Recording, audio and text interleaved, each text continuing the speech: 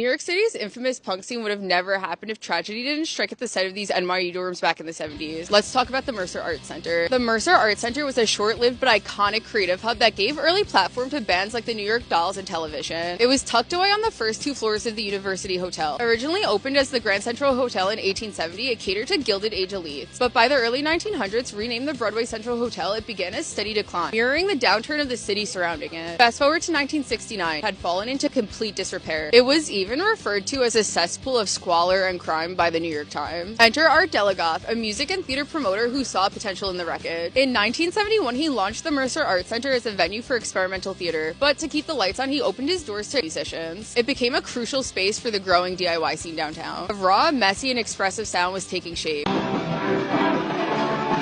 The beginnings of punk. But it all suddenly came to an end. In August 1973, just 2 years after the Mercer Art Center had opened, tenants reported hearing strange creaking sounds in the building. And just a few hours later, the entire University Hotel collapsed to the ground. With it, the Mercer was gone, and the entire underground scene lost its heartbeat, at least temporarily. Then something really unexpected happened. In December of that same year, the band Television, who was still looking for a venue, stumbled into a bar on Bowery on the way to the bus, Punk Twister. Inside, they just happened to meet Hilly Crystal, the owner. The bar was CBGB, and just 3 weeks later, they hosted their very first rock night. And the rest was punk history. Let me know in the comments what scene of yesteryear you want me to cover next, and follow Posh for more New York City history. Bye!